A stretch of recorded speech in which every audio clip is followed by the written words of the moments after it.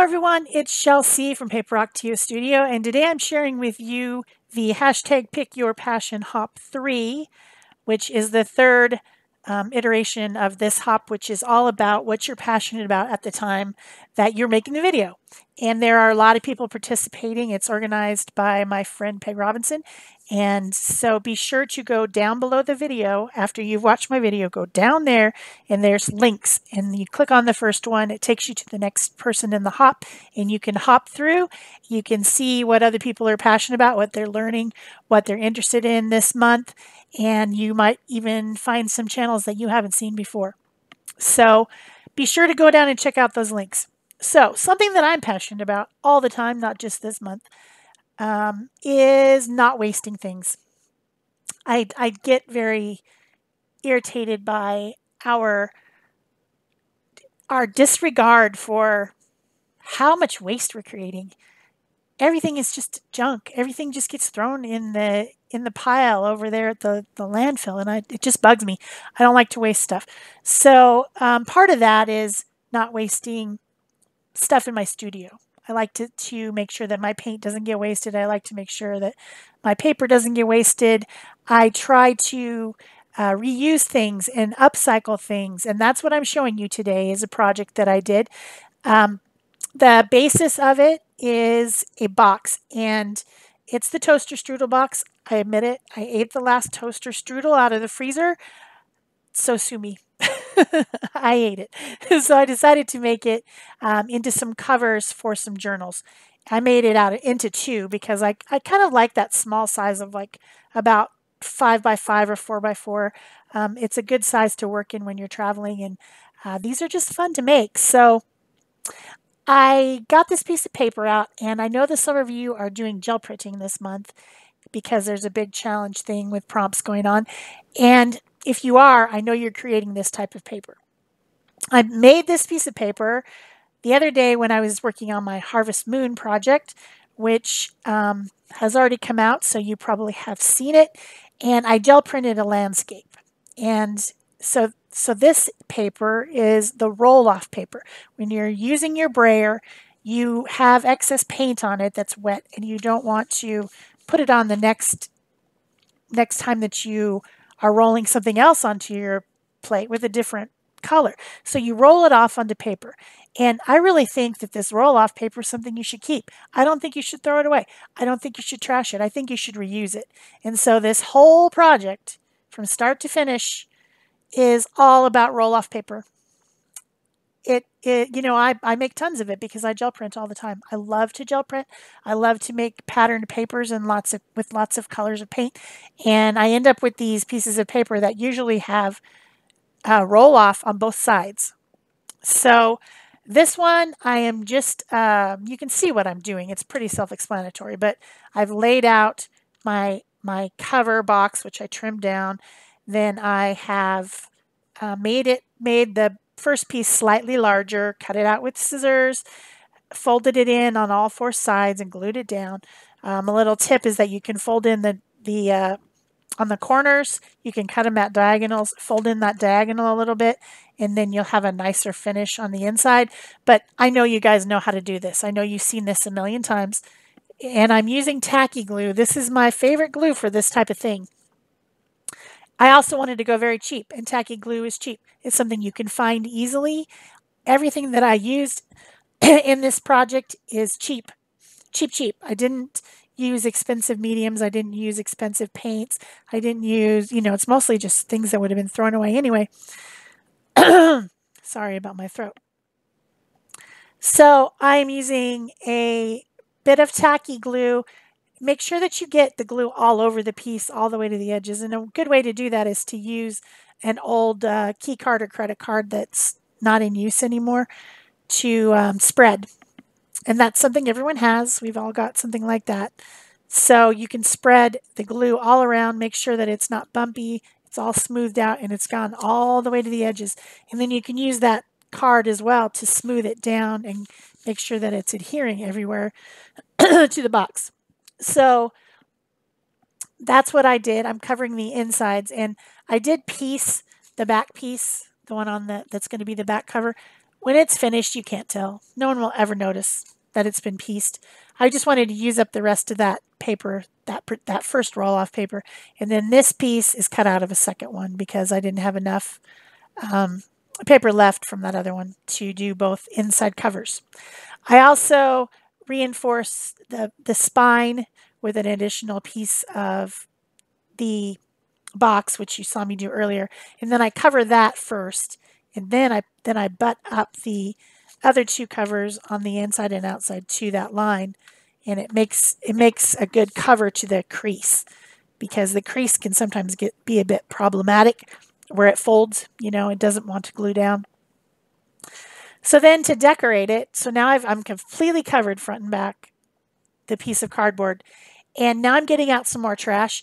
This is packaging, which had, it's plastic and it had little things in each little container. I think it was buttons or something.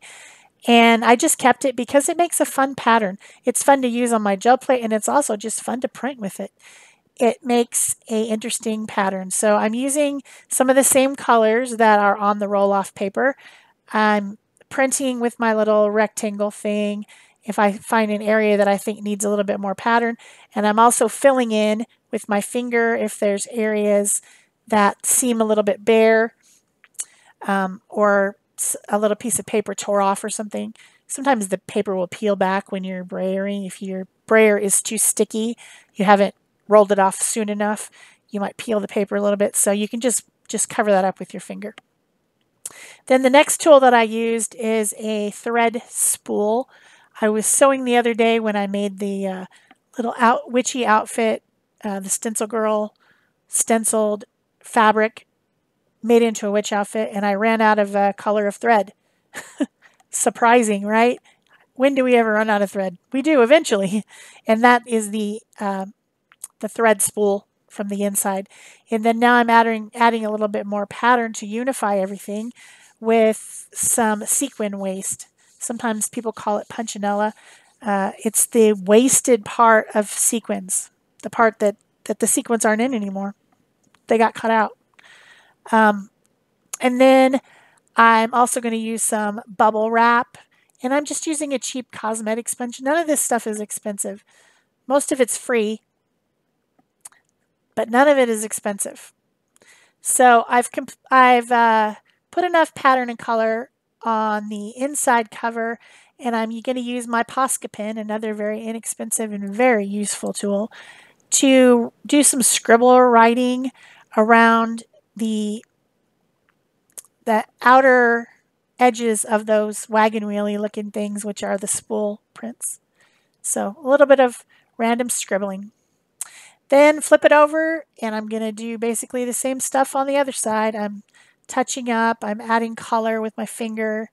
There was a little spot that the paper had torn off because there was a blob of paint, and I peeled it with my fingernail. So I just covered it back up with some acrylic paint with my finger, and then of course it's all completely sealed in and good as new. Adding some more fun rectangle shapes with my packaging printer. Printing thing that's made out of packaging. There we go. Using the same colors. I've got Naples yellow. I've got cadmium orange light, dioxazine purple, and unbleached titanium. Those are the 4 colors that I use to decorate with. And those are colors that are in the background already because they were part of the ones that I used when I was making the paper by rolling off. So, yeah, this is such an inexpensive and such a cute project, and completely just using up stuff that you would have thrown away. People, you would have thrown it away. I bet you some of you already did. I sometimes also will gel print over the top of my roll-off paper with like a stencil or something, and that's a good way to use it as well. But I just have tons of it. I have a whole stack of it that hadn't been used, so I'm going to use it. So again, with the sequin waste and the dioxazine purple, and then I've got the spool prints. I've got the bubble wrap. We've all got bubble wrap. Makes great texture visual texture. It's interesting stuff. Kind of looks like honeycomb. So then give this a little bit of a dry. And I've got these really cheap stickers. These came from the dollar store, so they must have been $1. And there's a lot of them in there. They're letters.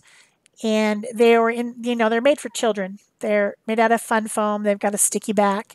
And so I'm just going to color them with that dioxazine purple paint and the cosmetic sponge because I don't want them to be pink. That's the only reason. Wasn't into the pink. There's no pink in this project.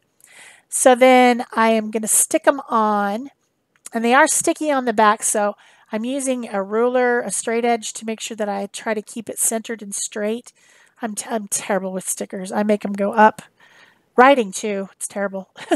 I can't get anything straight, so I have to use a straight edge.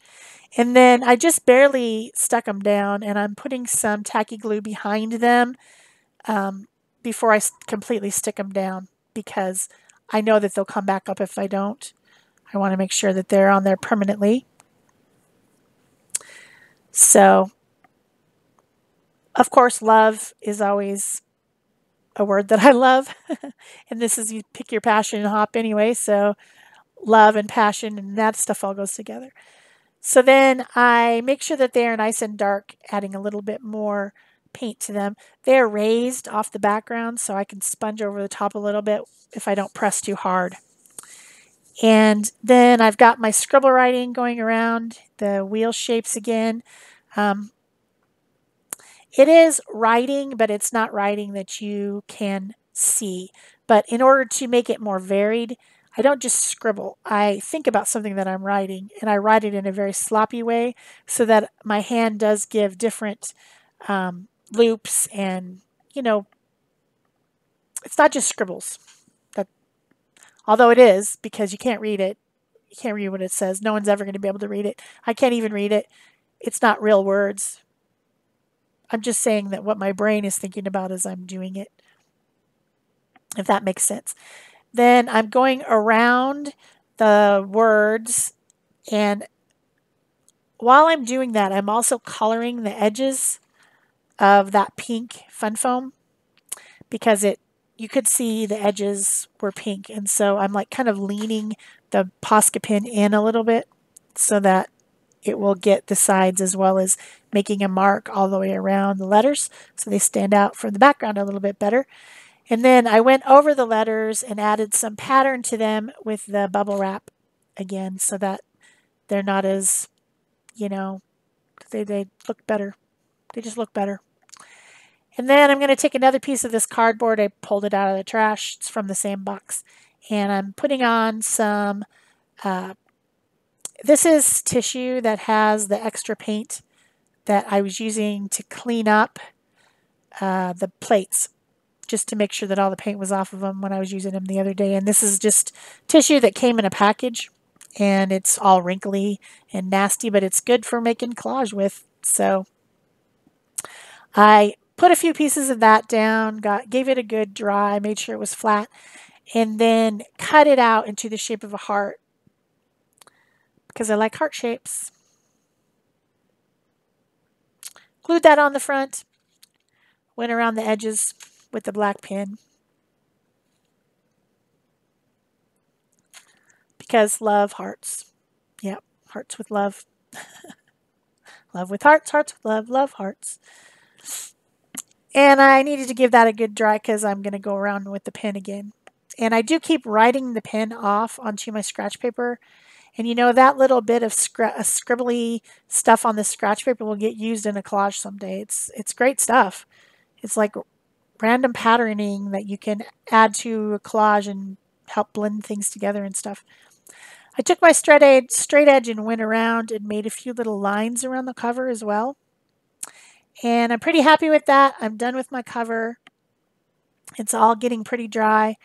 And I'm going to move on to the next step. So I went into my pile and I cut up a bunch of papers that were mostly roll-off papers. Some of them are when I was gel printing and I cleaned out the stencil, the paint, so that I could add another color, like this particular orange one. That's why I said that. But most of them are roll-off papers. Some of them are clean-up papers. And I cut them 4 1/4 by 8.5 so that when they're folded in half, they are 4.25 by 4.25. And I stack 6 of them together. Some of it's deli paper, but that's fine too. Most of it is text weight paper that I use, just inexpensive from your printer text weight paper. And I made 5 signatures of 6 pieces that I was going to sew in, but I only ended up using 4 of them because the book was getting pretty full. And I know when I go and add more paint and things to the pages, journaling in it, that it'll get even fatter. So I didn't want it to be as full. So I kept the 5th one for my other book. That means I only have to make 3 more. So now I'm showing you how I stitched it in. And this is this most simple form of pamphlet stitching with 3 holes. Just 3 holes. I'm making myself a little template out of another piece of that box. And I have a pokey tool. And then I just have this little foam and something I got a long time ago, which it has a piece of foam and then it has a self-healing mat underneath so that when I poke, I don't poke holes through my paper and then into my what's that thing called? The mat that you can wipe off. So that's just to protect it.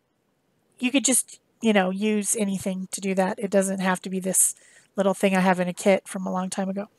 So I can,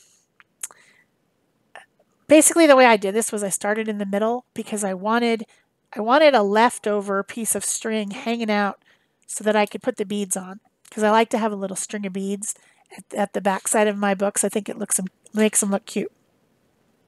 So for this one, I started with my string in the back on the outside and then stitched in and then out and then in and then out. And then I took it back up to the top and tied it. So then I have some little tail left on the outside of the book. For the rest of it, I started on the inside of the book, went out, in, and tied in the center on the inside. So the rest of the tying is all on the inside, in the middle of each signature. The signatures are when you stack the papers and fold them together, in case you don't know what that means. So yeah, I finished sewing it up. I added some beads and a little leftover tassel from something to the outside, and then these are all the pages. They're just painty papers that have leftover paint on them. Nothing fancy at all, complete junk, things that you would throw away. A few of them are heavier, they're cardstock weight, and then the rest of them are text weight, and a few are deli paper. So that is it for me. Make sure that you give this video a thumbs up. Make sure that you go and leave a comment, and then go and watch everybody else's videos. Thanks for hopping with us. Bye-bye.